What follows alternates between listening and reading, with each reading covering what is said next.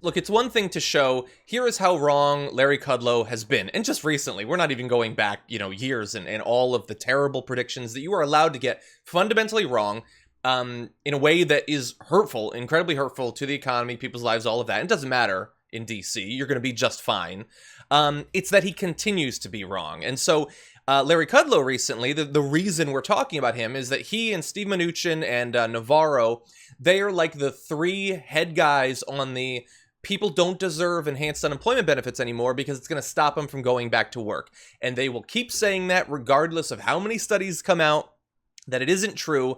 Now, thankfully, Poppy Harlow was interviewing Larry Kudlow, and she actually called him out on this particular thing as he continued to advance that false narrative. I think it's a disincentive for people to go back to work. What evidence do you have? Well, look, what evidence? Yeah. I mean, the University of Chicago said 2/3 of the people now have higher unemployment benefits than their wage. Another piece but Larry, of evidence the University of Chicago survey doesn't conclude what you're arguing. I talked to the author of the study last night, I would love to finish and he told my me, sentence. but their study doesn't conclude that. I talked to one of the economists who wrote the study last night, and he said to me, that's a mistake. It's a mistake to draw the conclusion, as you have been in the White House has been, that right now it's a disincentive to go back to work. It tells you about the dollars. It doesn't tell you what the dollars do. And the Yale study said exactly the same thing. Well, look, whoever that chap is, he or she, his name is Professor Peter Gagnon, and I think you've read the study, right? Well, I've seen the. Okay, well, damn, right there he says, I've seen the work. That means he hasn't read the study, and he doesn't know who did it, and he doesn't really care because he's just making sort of loose. He believes he can just say, there's a study, and it agrees with me, even though it doesn't. It shows that some people are making more. It does not conclude that that is affecting their behavior in the way they're saying.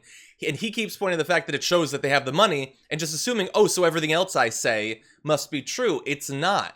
And that is potentially affecting the Senate negotiations that are going on right now. It might potentially affect the actual money that will end up going to countless millions of workers, potentially for months. This is one of the most important things that needs to be clear, that people need to be to understand at this point. And he's doing everything he can to convince people of something that's untrue for a very easy to understand reason. They don't want people getting the money. They think of it as their money, not taxpayer dollars that all these workers have paid in and now will be drawing from. They think of it as theirs. And they don't like the idea, philosophically, fundamentally, ideologically, they don't like the idea of workers making more money. They just don't. Yeah, yes. Implied in his argument is, well, implied in the study from Yale is that he won that instinct that he thinks that he wants all Americans to have, which is, I don't want to sit there and suck off the government teat. I want to work and earn my money. That is accurate.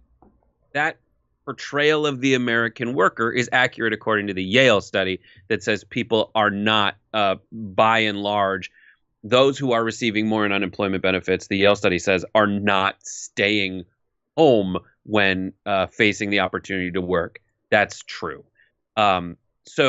And also implied in his model is that I think he thinks that any general economic conclusion that they teach you in economics class will hold and should hold. It should be that we should set up incentives so people go and contribute to the economy versus taking from the economy.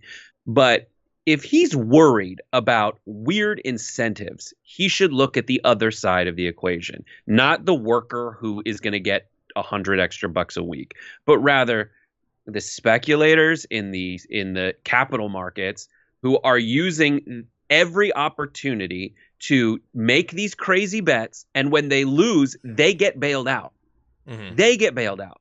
So what we should look back and say is, like, why we are only incentivizing the Wall Street speculators to go out there and fail, because they're the ones who are going to get bailed out by the government. Instead, he wants to, as they always do, blame it on working class Americans who he has no studies proving that they're doing what he says they're doing. Yeah, 100%. Yeah, and it's just like last week, I think it was my garbage person of the week was basically our government for going on this long recess without actually coming to a deal, and then coming back Monday at 2 and saying, oh no, we're surely going to have one now, and look, there's a lot of pressure to get something done, so by Friday, definitely. No, they just went on another long Yeah, vacation. Trump went to Virginia or went to some 3-day golf excursion. They're gone. Still garbage. They're not going to be my garbage person this week, but they're still garbage. And not just that, like also last point is like when Kudlow says, I haven't seen the work, I've seen the work. And also Hassett, the other economic advisor, is like, I haven't played with the numbers. It's all a game to them. Yeah. They're just like, I'm going to sit around and toy with this stuff. They don't take it seriously. Yeah, they don't. Very frustrating. They don't.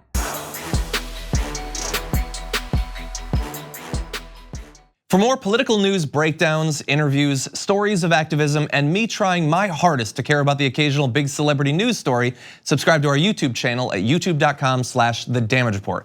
And you can ring the bell wherever it is so you don't miss anything.